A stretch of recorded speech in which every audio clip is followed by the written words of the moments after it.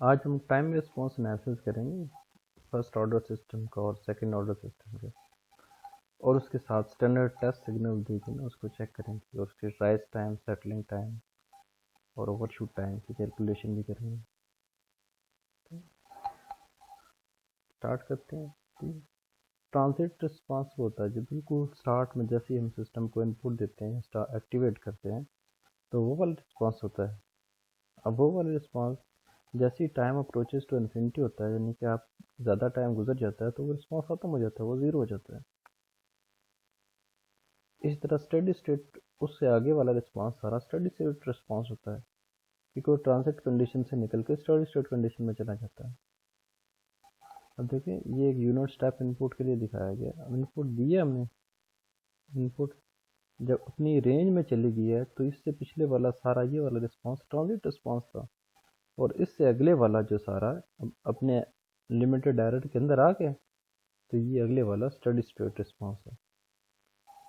इसी तरह transit error देखें, 98% हमारी रिक्वायर्ड वैल्यू है। ट्रांजिट एरर जो है ये वाला सारा, ये ट्रांजिट एरर है, और ये बीच वाला जो है स्टेडी स्टेट एरर है। स्टैंडर्ड टेस्ट सिग्नल क्या होते हैं? स्टैंडर्ड टेस्ट हमारे पास एक यूनिट स्टेप फंक्शन होता है। यूनिट स्टेप के साथ जो भी मल्टीप्लाई कर दे वो एज इट इज़ यहाँ पे आ जाता है, क्योंकि यूनिट स्टेप पहले प्लस 1/s होता है, तो जो भी उसका एक साथ अगर कॉन्स्टेंट कोई मल्टीप्लाई हो रहा है तो वो एज इट इज़ आ जाएगा। अगर कांस्टेंट की वैल्यू 1 है तो वो यूनिट स्टेप होगा, अगर कांस्टेंट की वैल्यू कुछ और है तो वो स्टेप इनपुट होगा। ठीक है। इसी तरह रैंप फंक्शन है, आर एफ टी है, इसके साथ हमने आर लिख दिया। अगर आर की वैल्यू 1 होगी तो वो यूनिट रैंप होगा, और आर की वैल्यू कुछ और कांस्टेंट होगी तो वो रैंप इनपुट होगी। ठीक है। रैंप का आर और एस स्क्वायर होता है। इसी तरह इम्पल्स है, इम्पल्स फंक्शन का लैप्लास सिंपली 1 होता है। अब ये देखें, ये फर्स्ट ऑर्डर सिस्टम है और एक यूनिट फीडबैक के साथ है ना। फर्स्ट ऑर्डर ये टी एफ एस 1 और फर्स्ट ऑर्डर है। एच की वैल्यू 1 है तो G over 1 plus G H S की वैल्यू फाइंड कर ली, तो 1 प्लस टी एस आ गया।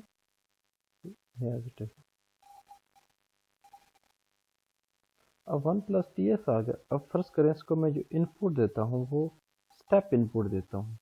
ठीक है। आर एफ एस जो है स्टेप इनपुट देता हूँ, तो आउटपुट क्या है? यूनिट स्टेप इनपुट दे दी आर एफ टी की जगह, तो आर एफ एस क्या आ जाएगा? 1/s, क्योंकि यूनिट स्टेप पहले प्लस क्या होता है? 1/s होता है, तो यहाँ पे हम 1/s पुट कर देते हैं। ठीक है, 1/s पुट कर दिया।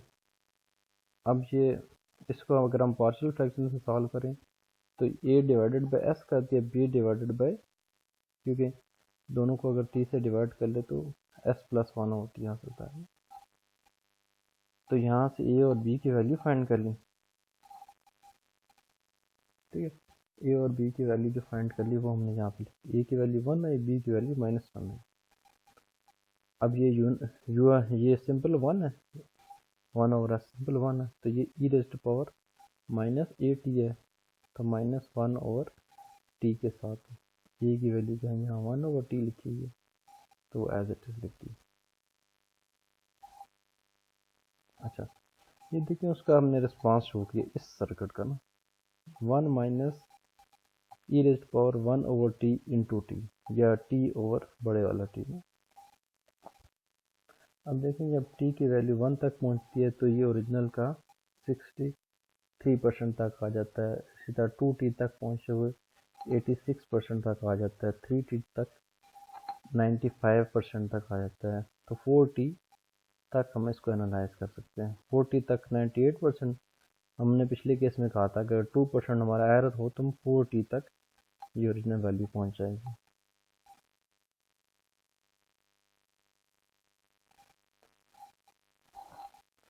अच्छा, जितना स्मॉलर टी होगा उतना ही क्विक, जितना टी 4t कम 2t 3t पे पहुंच जाएगा तो उतना ही रिस्पॉन्स इसका क्या होगा? क्विकर होगा। ये टी बड़े वाला क्या टाइम कांस्टेंट है ना। डैम्पिंग क्या होती है? देखिए, हमारे हर सिस्टम के अंदर वो एक टेंडेंसी होती है जो अपोज करती है। उसके ऑसिलेटरी बिहेवियर पे, उसको हम डैम्पिंग कहते हैं। डैम्पिंग को फाइंड करते हैं, डैम्पिंग को फाइंड करने के लिए हम डैम्पिंग फैक्टर जीटा यूज़ करते हैं। ठीक है, इसको हम जीटा पढ़ते हैं, ये भी लिख रहा हूँ साथ में, मैंने इसको एज इट इज भी लिखा हूँ। तो ये कैलकुलेशन कैसे तक करते हैं देखें। तो फर्स्ट ऑर्डर था, आप देखें डैम्पिंग हमेशा सेकंड ऑर्डर सिस्टम में आती है। तो ये जो ओमेगा के साथ, ये साथ में ये लिखा हुआ, ये जीटा लिखा हुआ है। तो सेकंड ऑर्डर सिस्टम को पहले स्टडी भी कर लेते हैं। देखें ये एस स्केयर है, तो इसलिए सेकंड ऑर्डर है ना, ये देखें एस स्केयर प्लस 2 ओमेगा है ना। इसके साथ यूनिट फीडबैक के साथ इसको सॉल्व किया, जी और 1 प्लस जी एच से ये वाली ये आ गया मेरे पास। अच्छा, ये इसकी प्रॉपर फॉर्म है, omega N divided by S square plus 2 zeta omega N S plus omega N square. हमारे पास जो भी इक्वेशन होगी हम उसको इससे कंपेयर करेंगे और यहाँ से इसका ओमेगा भी फाइंड कर सकेंगे और इसका डैम्पिंग फैक्टर जीटा भी फाइंड कर सकेंगे। जो भी लेप्लास की इक्वेशन दी होगी हम उसको इससे कंपेयर करें। अच्छा, अगर हम ये नीचे वाली करैक्टरिस्टिक इक्वेशन है इसकी, ये नीचे वाली, इसको इक्वल टू 0 पुट करके इसके रूट निकालें, minus B plus minus B square minus 4ac है ना, और a की वैल्यू 1 है, c की वैल्यू जो ओमेगा एन। इसको सॉल्व किया तो omega N plus minus omega N into zeta square minus 1।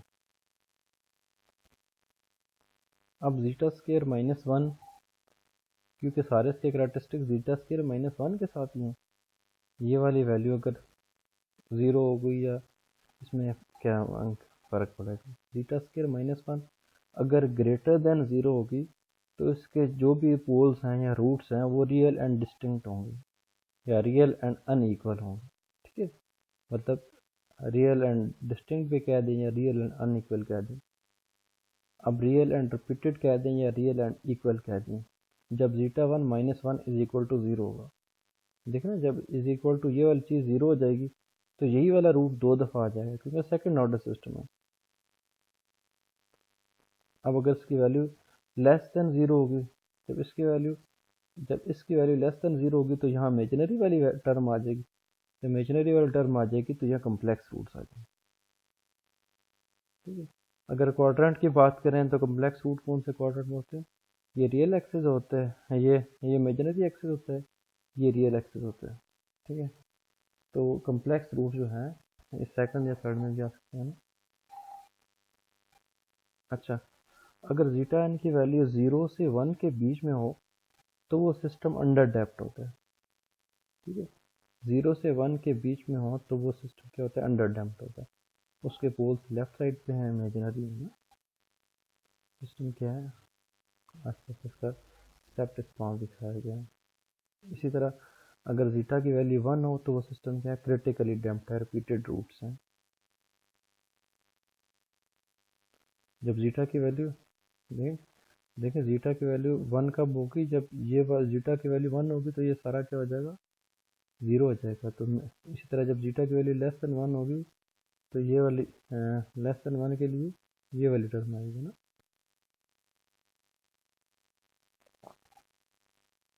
इसी तरह जीटा की वैल्यू जब 1 होगी तो वो क्या था, रियल एंड डिस्टिंक्ट रूट आते थे, तो वो सिस्टम ओवर डैम्प्ड हो जाएगा। अब जीटा की वैल्यू 0 हो तो वो हमारे क्या कहते हैं, ओरिजिन के ऊपर इस लाइन ऑफ एक्सिस के ऊपर पोल आते हैं। तो ये क्या है, मेरा सिस्टम मार्जिनली स्टेबल है, यानी कि मार्जिन के ऊपर है, एक लिमिट के अंदर है। अब 0 से -1 के बीच में हो तो इस साइड पे हो गया तो ये सिस्टम क्या होगा, अनस्टेबल होगा। आहिस्ता आहिस्ता एक बाउंडेड इनपुट के लिए आउटपुट जो है रेंज से बाहर जा रही है। अब जीटा की वैल्यू -1 होगी तो उसका रिस्पॉन्स सीधा सीधा होगा कि ये भी बिल्कुल अनस्टेबल है ना। पिछले केस में क्या था, इमेजिनरी थे तो इसलिए ऑसिलेशन आ रही थी। अब इस केस में क्या है, पॉजिटिव रियल्स हैं तो सीधा सीधा अनस्टेबल हो रहा है। इसी तरह less than 1 equal to -1 less than -1 के लिए भी तकरीबन वैसी रिस्पॉन्स होगी। तो इस तरह हम जीटा से भी सिस्टम का रिस्पॉन्स बता सकते हैं। अच्छा, जब भी हम किसी की डायग्राम ड्रॉ करते हैं तो हमें कुछ चीज़ें मद्देनज़र रखती हैं। राइज टाइम क्या होता है? राइज टाइम होता है जब हमारे रिक्वायर्ड आउटपुट का हम 50% तक पहुंच जाते हैं। देखें 0 से लेकर ये देखें, ये सॉरी, देखें आपकी वैल्यू 1 तक, आप 50% से कम वाली वैल्यू 0 कंसिडर होती है।